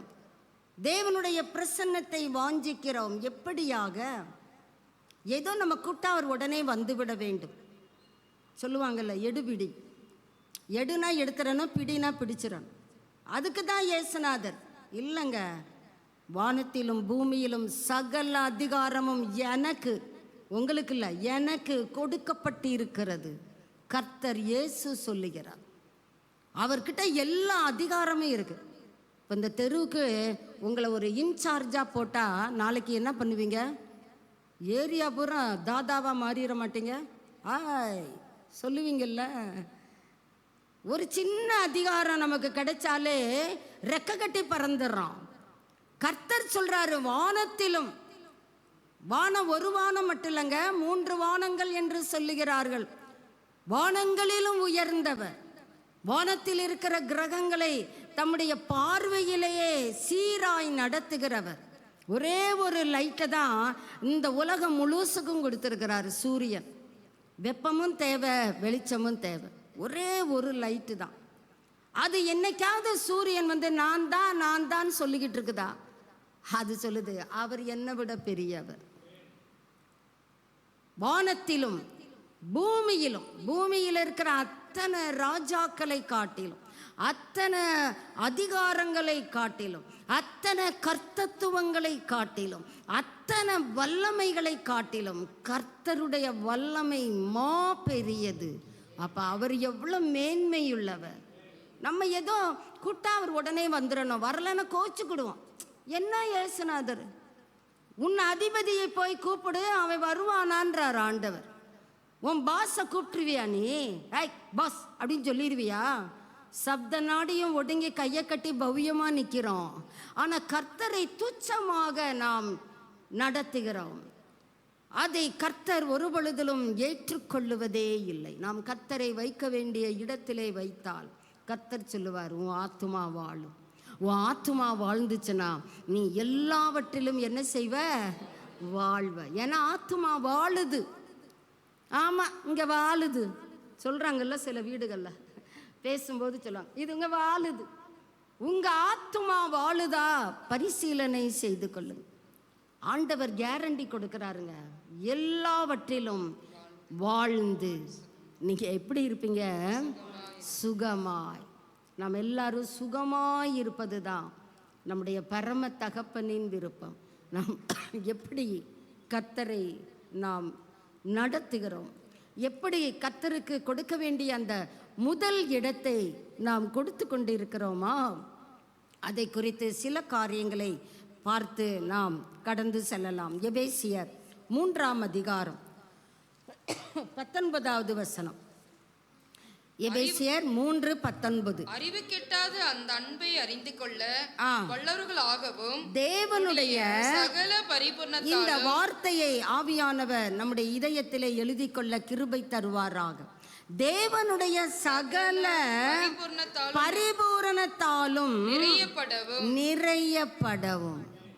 உங்களையும் என்னையும் கர்த்தர் அவருடைய சம்பூரணத்தினாலே, அவருடைய பரிபூரணத்தினாலே, அவருடைய அந்த அபண்டன்ட் பிளெஸ்ஸிங்ஸ், நிறைவான ஆசீர்வாதங்களினாலே நம்மை என்ன செய்கிறவர்? நிரப்புகிறவர். ஆவிக்குரிய ஆசீர்வாதங்கள் கர்த்தர் இப்பொழுது சொல்லிக்கொண்டே அந்த யோவான் 10:10, நானோ அவைகளுக்கு ஜீவன் உண்டாயிருக்கவும். அந்த ஜீவனை குறித்து தான் இப்பொழுது நாம் தியானித்து கொண்டிருக்கிறோம். அது ஆவிக்குரிய வாழ்க்கையிலே நாம் எப்படி கர்த்தருக்கு முதலிடத்தை கொடுக்கிறோம், அப்பொழுது கர்த்தருடைய சமூகத்திலே அவருடைய பிரசன்னத்திலே களி கூற முடியும். நம்முடைய ஆத்துமா வாழும்.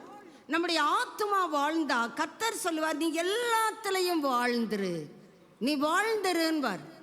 அது மாத்திரமல்ல, நீ சுகமாயிரு, செழிப்பாயிரு. நீங்கள் ஆங்கில மொழியாக்கங்களிலே பார்த்தீங்கன்னா அங்கே ப்ராஸ்பரஸ் என்று போடப்பட்டிருக்கு. செழிப்பு ஒருவித சுகம் தானே. மனது நிறைவாயிருக்கு, எல்லாம் இருக்கு, மனது சுகம் படுகிறது. அந்த சுகத்தை கர்த்தர் அழகாக சொல்லுகிறார், நீ சுகமாயிரு. வாசிக்கலாம். எதெல்லாம் ஆவிக்குரிய ஆசீர்வாதங்கள், அது நமக்கு தெரிந்தால் தானே அந்த ஆசீர்வாதங்களை நாம் சுதந்திரித்து கொள்ள முடியும். நம்ம நினைக்கிறோம் ஆவிக்குரிய ஆசீர்வாதம்னா சர்ச்சுக்கு போகிறது, ஆவிக்குரிய ஆசீர்வாதம்னா வேதத்தை வாசிப்பது, ஆவிக்குரிய ஆசீர்வாதம்னா ஜெபிப்பது, இவ்வளவுதான். இது நம்முடைய குறுகிய வட்டம். ஆனால் வேதம் எதை ஆவிக்குரிய ஆசீர்வாதங்கள் என்று சொல்லுகிறது? வாசிக்கலாம். எபேசியர் 1 அதிகாரம் 3வது வசனத்துக்கு வருவோம். நம்முடைய கர்த்தராகிய இயேசு கிறிஸ்துவின் பிதாவாகிய தேவனுக்கு ஸ்தோத்திரம்.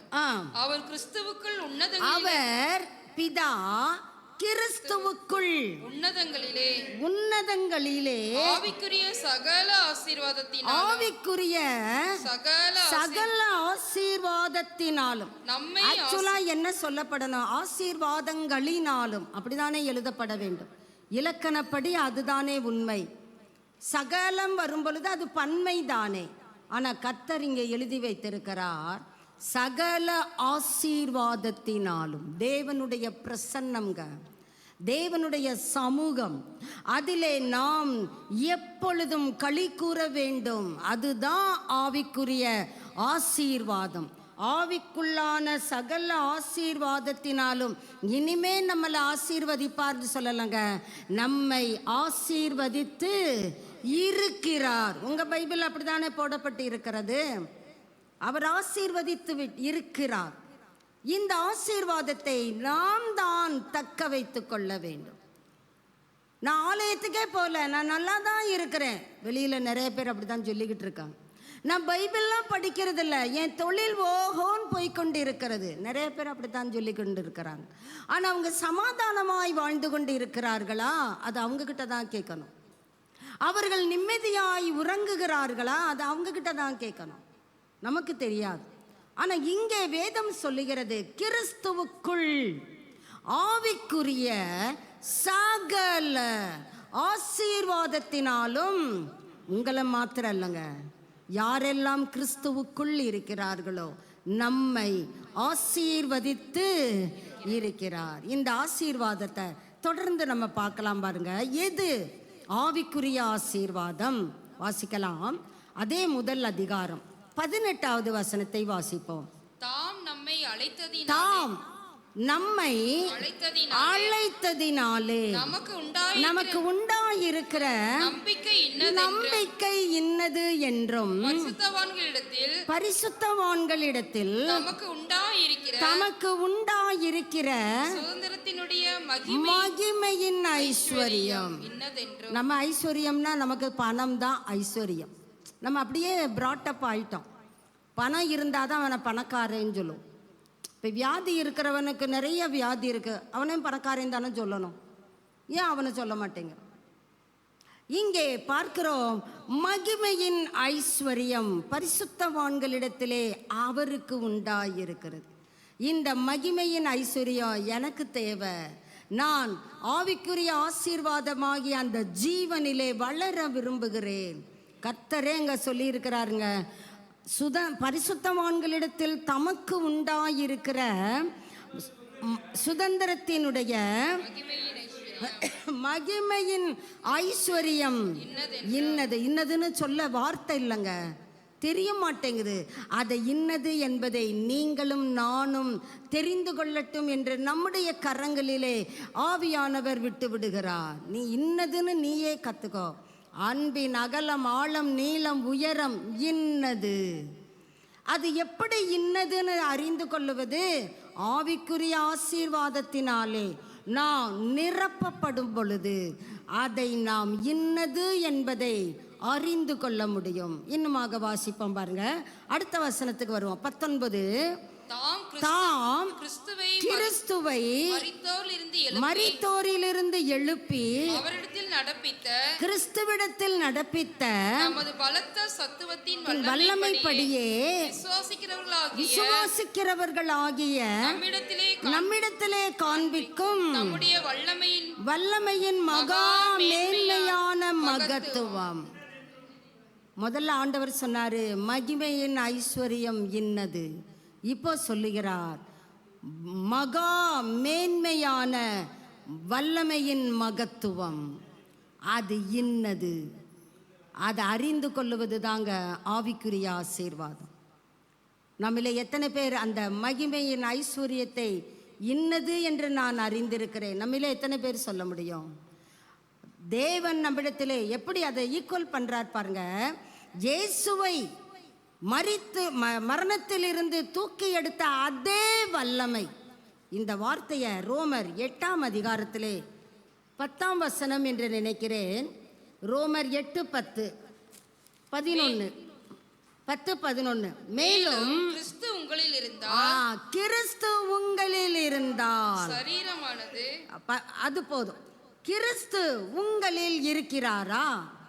சற்று நாம் இந்த காலை வேளையிலே தேவனுடைய சமூகத்திலே அமர்ந்திருக்கிறோம். நம்மை நாமே பரிசீலனை செய்வோம்.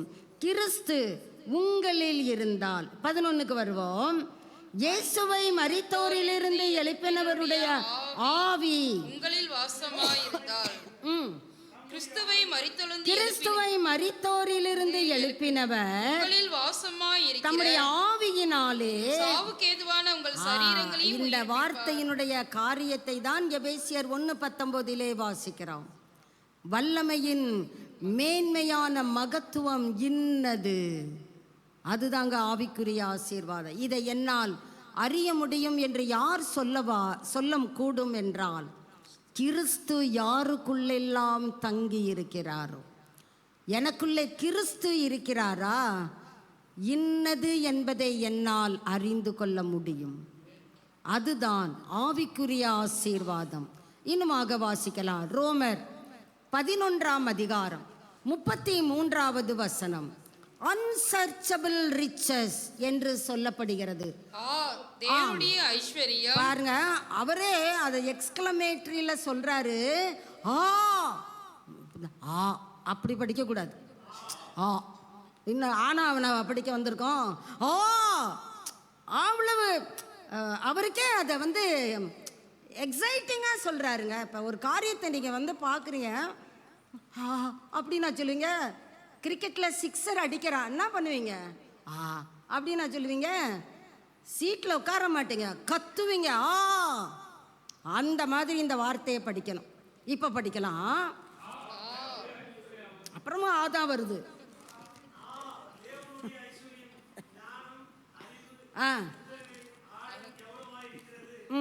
நியாய தீர்ப்புகள் அளவிடப்படாதவைகள். பாருங்க எவ்வளவு எவ்வளவு, அது இவ்வளவுன்னு சொல்ல முடியலங்க. ரோம சபைக்கு பவுல் எழுதுகிறார் பாருங்க. தேவனுடைய ஐஸ்வர்யம், அந்த ஐஸ்வர்யத்தினுடைய ரகசியம் இன்னது பாருங்க. ஞானம், அறிவு என்பவைகளின் ஆழம். நம்ம நினைக்கிற ஞானம் மாதிரிலாம் இல்லைங்க. நம்ம ஏதோ ஒன்று கொஞ்சம் நல்லா செஞ்சுட்டா நான் தான் பெரிய ஆளுன்னு நினச்சிக்கிறோம். நம்ம கொஞ்சம் தேவ சமூகத்தில் உட்காந்தா என்னுடைய மதிக்கேடு தாங்க எனக்கு ஞாபகம் வருது. உங்களை சொல்லலை, என்னுடைய ஞான குறைவுகள் தான் ஞாபகத்தில் வருது. ஆண்டவரே, உம்முடைய ஞானத்தினால் என்னை நிரப்பும் ஆண்டவரே. அது எவ்வளவாயிருக்கிறது. அவருடைய நியாய தீர்ப்புகள் அளவிடப்படாதவைகள், அவருடைய வழிகள் ஆராய்ந்தே முடியாதுங்க. இதை ஆராய முடியும், அளவிட முடியும். எவ்வளவு என்பதை இவ்வளவு என்று நிதானிக்க முடியும். யாரால்? கிறிஸ்து உங்களில் இருந்தால். கிறிஸ்து உங்களிலே இருக்கிறாரா? உங்களை நீங்க ஃபோக்கஸ் பண்ண மாட்டீங்க. என்னை காட்டியா வீடியோல, சீக்கிரம் யா என்னை காட்டியா, எங்கடா ஓடி ஒளிவோன்னு தான் நினைப்போம். நம்மை ஃபோக்கஸ் பண்ணுகிறதெல்லாம் திருடனுடைய வேலை. திருடுவான், திருட முயற்சிப்பான், முடியலைன்னா போட்டு தள்ளிடுவான். இரக்கமற்றவன் சாத்தான். ஆனால் கர்த்தருடைய இரக்கம் ஐஸ்வர்யம் போன்றது. அந்த ஐஸ்வர்யத்தை நீங்களும் நானும் அனுபவிக்க வேண்டுமே. அதனால தான் ஆண்டவர் சொல்றாரு, கிறிஸ்து உங்களில் இருந்தால். இதை இன்னும் கொஞ்சம் கொலோசையருக்கு வருவோம். 2ஆம் அதிகாரம் 2-3 வாசிக்கலாம். அவருடைய இருதயங்கள் தேற்றப்பட்டு அவர்கள் அன்பினால் இணைக்கப்பட்டு. பாருங்க, கிறிஸ்து உங்களில் இருந்தா உங்க இருதயம் என்னாகும்? கர்த்தர் தேற்றுகிறவர். சோர்ந்து போய் இருக்கிறோமா? ஐயோ இது இல்ல அது இல்ல, கர்த்தர் தேற்றரவாளன். உங்களை எப்படி எந்த பாதையில கொண்டு போன அவருக்கு தெரியும். தேற்றி உங்க இருதயத்தை என்ன செய்கிறார்? knit together with his love. அவர் தம்முடைய அன்பினால் இணைக்கிறார். பிதாவாகிய தேவனுக்கும் உரிய ரகசியத்தை நம்ம யாராவது அறிந்திருக்கிறோமாங்க? யாருக்கு நேரம் இருக்கு? பல வேலை எம்புட்டு கிடக்கு, இதையா யோசிக்க முடியும்? நாம் அப்படி நினைத்து சத்துரு நம்மை வஞ்சித்து விடுகிறான். எது முக்கியம்? வேலையை பாரு. எகிப்து ராஜா இஸ்ரவேலர்களை என்ன செஞ்சான்? வேலை வாங்கினான். ஏங்க தேவ சமூகத்தை வர முடியலை? வேலைங்க, வேலை. வேலைன்றதுனால தான் கொஞ்ச நேரமாவது வந்துட்டு பாதியிலையாவது போயிடுறேன். நம்மை திருப்திப்படுத்தி கொள்ளுகிறோம். அந்த பாதியில் வந்தோம்லாம், மீதி கிடைச்சா என்ன, கிடைக்கலனா என்ன. ஆனால் கர்த்தர் சொல்றாரு, பிதாவுக்கும் கிறிஸ்துவுக்கும் இடையில் இருக்கிற அந்த ரகசியம், உறவிலே ஒரு ரகசியம் உண்டு. அந்த ரகசியத்தை நீ அறிந்து கொள்ளணுமா? அதுல பூரண நிச்சயம். அந்த வார்த்தையை கேர்ஃபுல்லா வாசிப்போம். தேவனுக்கும் கிறிஸ்துவுக்கும் உரிய ரகசியத்தை அறிந்து கொள்ளுகிற உணர்வின் பூரண நிச்சயத்தினுடைய எல்லா ஐஸ்வர்யத்திற்கும். நம்ம கணக்கில் ஐஸ்வர்யம்னா மணி மட்டும்தான், நகை மட்டும்தான், அல்லது சொத்துக்கள். இதை வைத்துதான் அவர் ஐஸ்வர்யவான் என்று கணக்கிடுகிறோம். ஆனால் வேதம் கணக்கிடுகிற ஐஸ்வர்யம், இந்த வார்த்தையை பொறுமையா வாசித்து பாருங்க. கிறிஸ்துவுக்கும் தேவனுக்கும் இடையில் இருக்கிற அந்த ரகசியத்தினுடைய உணர்வை நான் அறிந்து கொள்ள வேண்டும். எப்படி அறிந்து கொள்ளணும்? எனக்குள்ள ஒரு பூரணமான நிச்சயம், அபண்டன்ஸ். அதுதாங்க ஆசீர்வாதம். இந்த பூரணத்துக்குள்ள நீங்க வந்துட்டீங்கன்னா உங்களை கோதுமை தேடி வரும், கொழுமையான திராட்சை ரசம் தேடி வரும், பசுவின் வெண்ணெய் உங்க வீட்டு வாசல்ல வந்து உங்க கதவை தட்டும். எங்க தட்டலையே? தட்டும், வெயிட் பண்ணு. கர்த்தருக்கு காத்திருக்கிறவர்களோ நியூ ஸ்ட்ரெங்க். கொஞ்சம் பொறுத்திருப்போம். பஸ் ஸ்டாப்பில் காத்திருக்கிறது இல்லை, மாத்திரையை போடு சுகம் கிடைக்கும். காத்திருக்கிறோம் தானே. எங்க வரல டாக்டர் அப்படியா சொல்றோம்? எஸ் டாக்டர், அப்படிதான் சொல்றோம். டாக்டர்கிட்டயே நம்மளால அப்போஸ் பண்ணி பேச முடியல. மாத்திரை போடு, சரிங்க டாக்டர். வெளியே வந்து தான் எல்லா பீலா பேச்சு பேசுவோம். அவன் என்னத்த மாத்திரை கொடுத்தான் கேட்கல அப்படின்வான். நேருக்கு நேராக சொல்லட்டுமே அந்த டாக்டரை பார்த்தியோ, இன்னையா நீ கொடுக்குற மாத்திரை ஒர்க் அவுட் ஆகலை சொல்லிடுவோமா? செம்ம ரெஸ்பெக்ட் கொடுப்போம். அப்போ கர்த்தர் எத்தனை மேன்மையானவர்! அவர் பிதா, கிறிஸ்து, இவர்கள் இடையில் இருக்கிற அந்த ரகசியத்தை நான் அறிந்து கொள்ளுகிற அந்த உணர்விலே கர்த்தர் எனக்கு ஒரு பூரண நிச்சயத்தை எப்பொழுது கொடுக்கிறார்? கிறிஸ்து உங்களில் இருந்தால் பூரண நிச்சயம். இதுலயும் ஐஸ்வர்யம். பூரண நிச்சயத்தினுடைய எல்லா ஐஸ்வர்யத்திற்கும் நாம் அதுக்கு ஐஸ்வர்யத்திலே நிறைந்திருப்பதுதான் பவுலும் ஆசைப்படுகிறார், இயேசுவும் ஆசைப்படுகிறார், பிதாவாகிய தேவனும் ஆசைப்படுகிறார். அதற்கு தானே அடிக்கப்பட்ட ஆட்டுக்குட்டியானவர் நமக்காக இரத்தத்தை சிந்தி இருக்கிறார். இந்த ரகசியத்தினுடைய பூரண நிச்சயத்தின் எல்லா ஐஸ்வர்யத்திற்கும் நீங்களும் நானும் உடையவர்கள் ஆக வேண்டுமே. நம்ம காசனா ஐஸ்வர்யம் வச்சுக்கிட்டு இருக்கிறோம். அவருக்குள், இயேசுவுக்குள் ஞானம், அறிவு என்பவைகளாகிய பொக்கிஷங்கள். நமக்கு அந்த ஞானம்லாம் பொக்கிஷமா தெரியாது. நமக்கு எது பொக்கிஷம்? வீட்டு பத்திரம்தான் பொக்கிஷம். பத்திரமா வச்சிரு. பத்திரம் நகையெல்லாம் பத்திரமா இருக்குதா? அதுதான் நம்ம கணக்கிலே பொக்கிஷம். ஆனால் வேதத்தின் கணக்கிலே இயேசுவினுடைய ஞானம், அறிவு, அவர் ஞானத்தை தருகிறார். அவர் வாயிலிருந்து அறிவும் புத்தியும் வரும். இந்த ஐஸ்வர்யம் நம் ஒவ்வொருவருக்கும் வேண்டும் தானே. எபேசியர் 3ஆம் அதிகாரம் 10-11 வாசிக்கலாம். எபேசியர் உன்னதங்களில் உள்ள துரைத்தனங்களுக்கும் அதிகாரங்களுக்கும் அவருடைய அனந்த ஞானமானது. இல்லப்பா, எபேசியர் 3:10-11 வாசிங்க. துரைத்தனங்களுக்கும் அதிகாரங்களுக்கும் அனந்த ஞானமானது சபையின் மூலமாய். இப்ப ஓகேங்களா? எபேசியர் 3:20-21 பார்க்கிறோம். அத இங்கே தெளிவாக டைரக்டாக சொல்லப்படுகிறது. சபையின் மூலமாக உங்களுக்கு ஞானம், அறிவு என்பவைகளாகிய பொக்கிஷம், கிறிஸ்துவுக்கும் தேவனுக்கும் இடையில் இருக்கிற ஐக்கியத்தினுடைய ரகசியம், அந்த உணர்வின் பூரண நிச்சயத்தின் எல்லா ஐஸ்வர்யம் வேணுமா? அது எங்க கிடைக்கும்? ஒரு சேனலை கர்த்தர் வைத்திருக்கிறார்.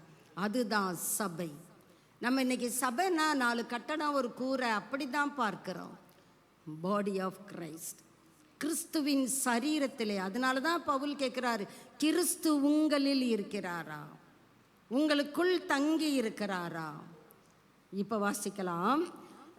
அனந்த ஞானமானது சபையின் மூலமாய் இப்பொழுது எப்பொழுதுங்க இப்ப வாசிக்கிற இந்த டைம்ல தெரிய வரும் பொருட்டாக இயேசு கிறிஸ்துவை கொண்டு எல்லாவற்றையும் சிருஷ்டித்த இயேசு கிறிஸ்துவை கொண்டு எல்லாவற்றையும் சிருஷ்டித்த தேவனுக்குள்ளே ஆதி காலங்கள் முதல் ரகசியத்தினுடைய ஐக்கியம் இன்னது. ஒவ்வொரு இடத்துல நீங்க அந்த வார்த்தையை கவனிங்க. இன்னது ரகசியம், ஐஸ்வர்யம். All these are spiritual blessings. நம்ம நினைக்கிறோம் ஞானஸ்தானம் எடுத்துட்டனா முடிஞ்சு போச்சு, ஆவியின் அபிஷேகத்தை பெற்றுக்கொண்டனா பாதம். ஆனால் வேதம் எதிர்பார்க்கிற பூரணம், ஐஸ்வர்யம் பாருங்க. அந்த ரகசியத்தினுடைய ஐக்கியம் இன்னது என்று எல்லாருக்கும் கர்த்தர் பட்சபாதம் உள்ளவர் அல்ல, எல்லாருக்கும் வெளிப்படையாக காண்பிக்கிறதற்கு, சபையின் மூலமாய் காண்பிக்கிறதற்கு இந்த கிருபை பவுல் சொல்லுகிறார் எனக்கு அளிக்கப்பட்டு இருக்கிறது. அந்த கிருபைக்கு நாம் சுதந்திரவாளிகளாக வேண்டும். அதனால தான் 2 கொரிந்தியர் 9:8 தேவன் தம்முடைய சகலவித கிருபையையும் பெருகச் செய்ய அவர் வல்லவராயிருக்கிறார். நம்ம ஆழ்ந்து கவனித்தாதான் நம்முடைய மனதிலே சில காரியங்களாவது நமக்கு புரிபடும். ஆவியானவர் நம்முடைய கண்களுக்கு வெளிச்சம் தருவாராக. இன்னும் ஒரு காரியம், எதிலாம் ஆவிக்குரிய ஆசீர்வாதம். ரோமர் 5:5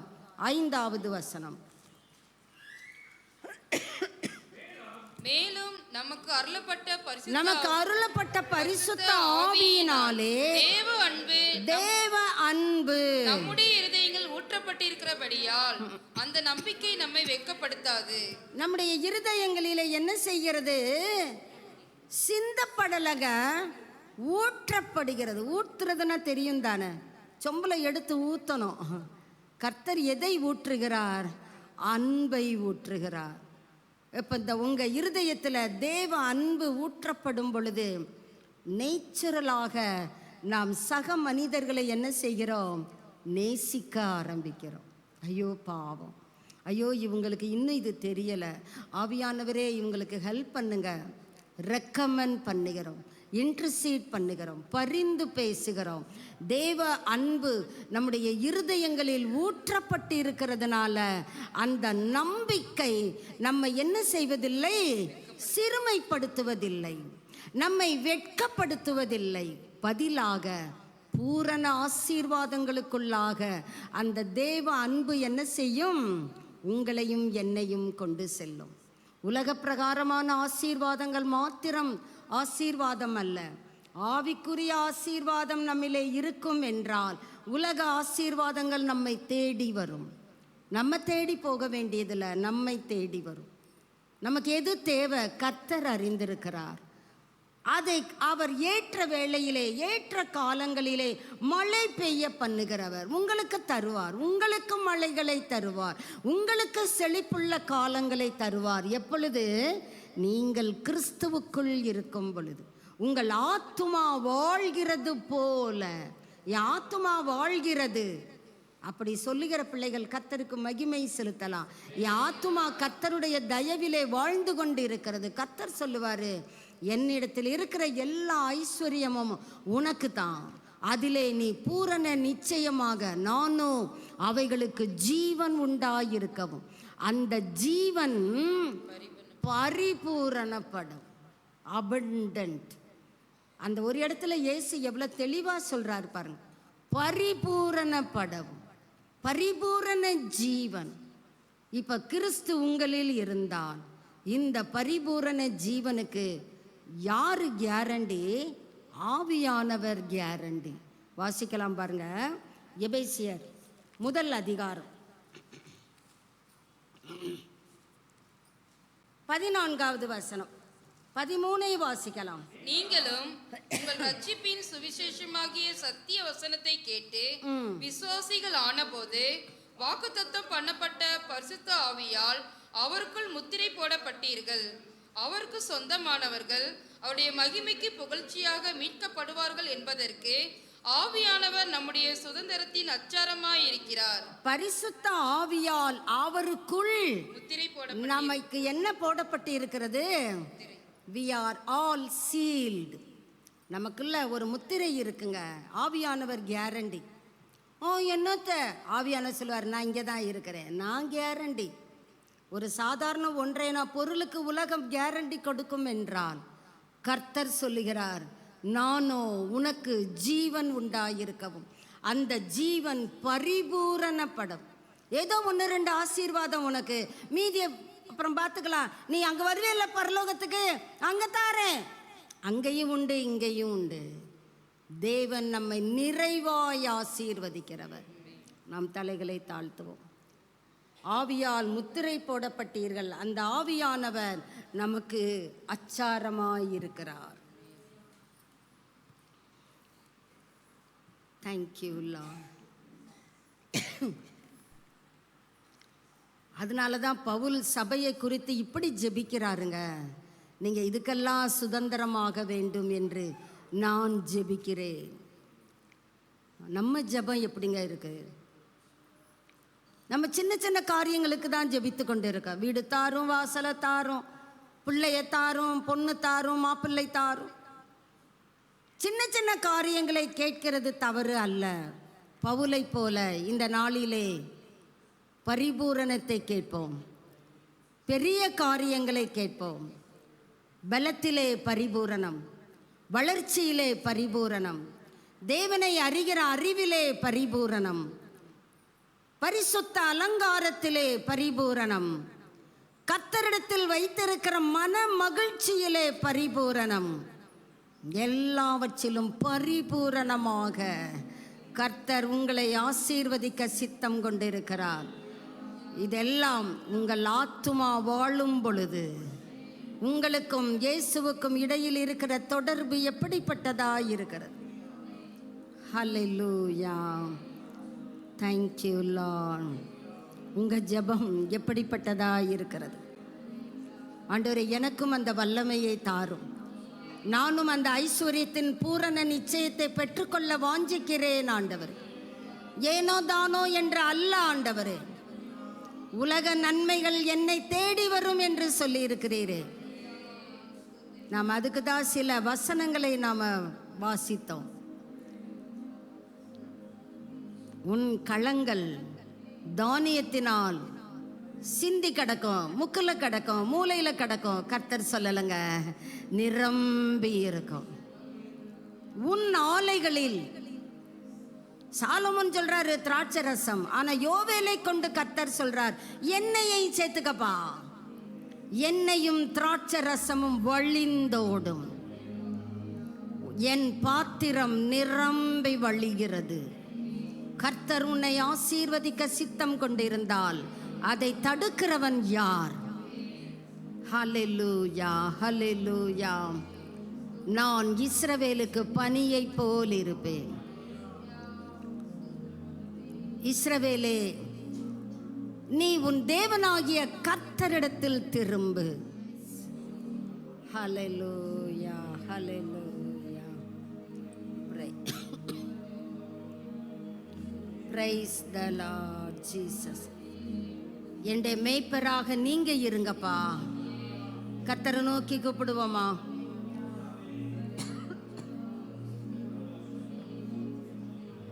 மேய்ப்பர் தான் சொல்றாரு, நானோ அவைகளுக்கு ஜீவன் உண்டாயிருக்கவும் அது பரிபூரணப்படவும் வந்தேன். என்னை பரிபூரணமாய் ஆசீர்வதிக்கிறவரே, இன்னையிலிருந்து நீங்க தான் என்னுடைய மேய்ப்பர். இன்னையிலிருந்து இந்த நிமிடத்திலிருந்து நீங்க தான் என்னுடைய பாஸ். நீங்க தான் என்னுடைய எஜமானர். நீங்க தான் என்னுடைய ஆண்டவர். நீங்க தான் என்னுடைய இரட்சகர். நீங்க தான் என்னுடைய பரிகாரி. I put my trust in thee alone, Lord.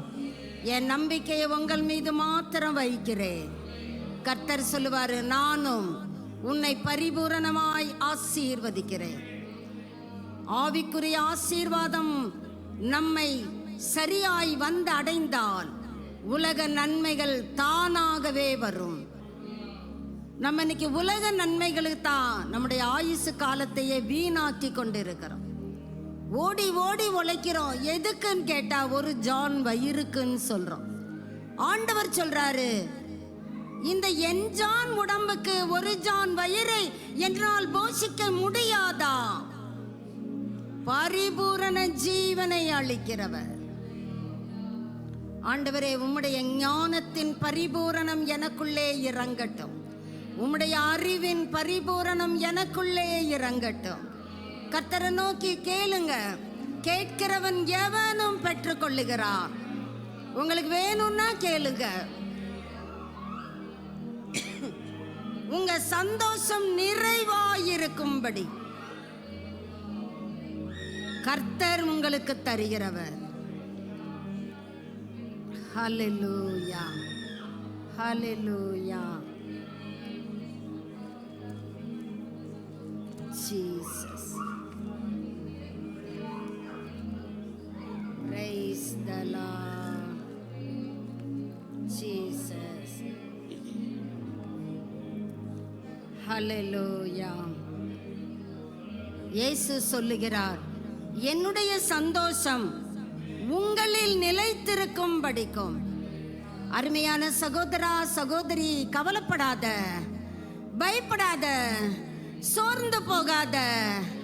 மனிதர்கள் என் தலையில ஏறி போறாங்களே, போட்டோம். தீயையும் தண்ணீரையும் வழியாதான் என் வாழ்க்கை போய்கொண்டு இருக்கிறது. போங்க, அமைதியா போங்க. ஏனென்றால் செழிப்பான இடத்திலே கர்த்தர் உங்களை கொண்டு வந்து விடுவார்.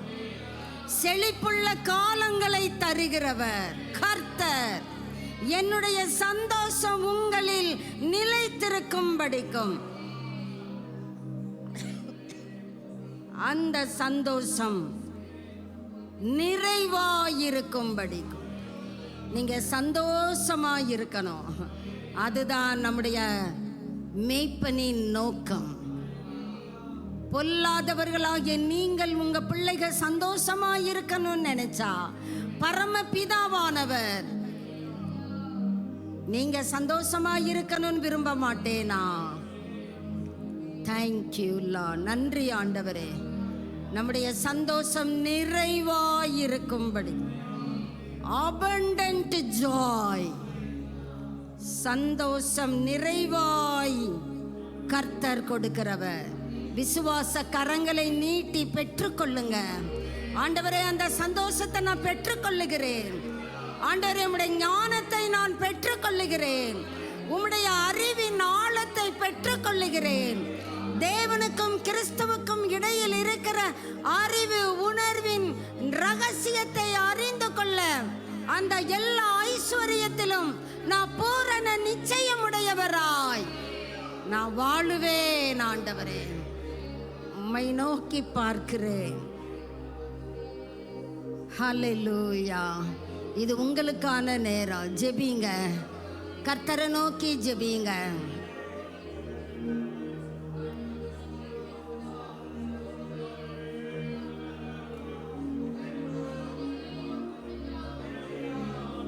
Jesus, thank you Lord, thank you Jesus, praise the Lord. நன்றி ஐயா. ஹல்லேலூயா. ஆவியானவர் நம்முடைய இருதயங்களிலே அசைவாடி இருப்பார் தானே. அவருடைய சத்தம் நம் செவிகளிலே விழுந்திருக்கும் தானே. நீரே என் மேய்ப்பர் என்று நான் உம்மை அங்கீகரிக்கிறேன் ஆண்டவரே. Thank you Lord. ஆத்துமா வாழும் என்றால் எல்லா சுகமும் உங்களுக்கு தான். ஆண்டவரே, உம்மோடு கொண்டிருக்கிற தொடர்பிலே நான் இன்னும் கொஞ்சம் ஆழத்திலே போறேன். இன்னும் கொஞ்சம் உம்மோடு வைத்திருக்கிற ஐக்கியத்திலே நான் ஆழத்திலே வருகிறேன். இயேசுவும் அதை தான் சொல்லுகிறார். ஆழத்திலே உங்கள் வலைகளை போடுங்கள். அடுத்தவங்க வலைய பார்க்காதீங்க, உங்க வலைகளை போடுங்கள். Thank you Jesus, thank you Jesus. Praise the Lord. நல்ல தகப்பனே, இந்த காலை வேளையிலே உம்மை நோக்கி பார்க்கிறோம் ஐயா. நீ நல்லவர், நன்மை செய்கிறவர் அப்பா. இஸ்ரவேலே, திரும்புகிறதற்கு மனதாயிருந்தால் என்னிடத்தில் திரும்பு என்று சொல்லி இருக்கிறீர் அப்பா. எங்க வாழ்க்கையில் இருக்கிற எல்லா பொல்லாப்புகளையும் நாங்கள் அகற்றிவிட, எங்கள் வாழ்க்கையிலே நீர் சுட்டி காட்டுகிற அருவருப்புகளை எங்களை விட்டு அகற்றி போட இந்த காலை வேளையிலே எங்களை உம் கைகளிலே தருகிறோம் ஐயா. எங்கள் ஆத்துமா வாழட்டும் ஆண்டவரே. எங்கள் ஆத்துமா சமாதானத்திலே நிறைந்திருக்கட்டும் ஐயா. சந்தோஷத்திலே நிறைந்திருக்கட்டும் ஐயா. அற்பமான உலக நன்மைகளுக்காக உம்மை நாங்கள் இழந்துவிடக் கூடாதே தகப்பனே. எல்லா நன்மைகளையும் எல்லா கிருபைகளையும் வந்திருக்கிற ஒவ்வொருவருக்கும் தருவதற்கு நீர் போதுமானவர் அப்பா. ஒவ்வொருவரிடத்திலும் உம்முடைய கிருபையை பெருக செய்வதற்கு நீர் வல்லவர் அப்பா. உம்மை ஸ்தோத்தரிக்கிறோம், ஸ்தோத்தரிக்கிறோம், ஸ்தோத்தரிக்கிறோம் ஐயா.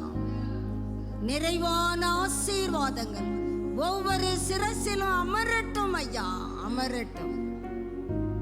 இதற்கு விரோதமாய் எழும்புகிற எல்லா சாத்தானின் வஞ்சகங்களும் இயேசுவின் நாமத்தினாலே மடங்கடிக்கப்படுவதாக. கர்த்தர் எங்கள் நடுவிலே எழுந்தருளுவீராக. தேவரீர் உம்முடைய நாமத்தை சத்துருக்களுக்கு தெரியப்படுத்துகிறவர் அல்லவா. நன்றி ஆண்டவரே.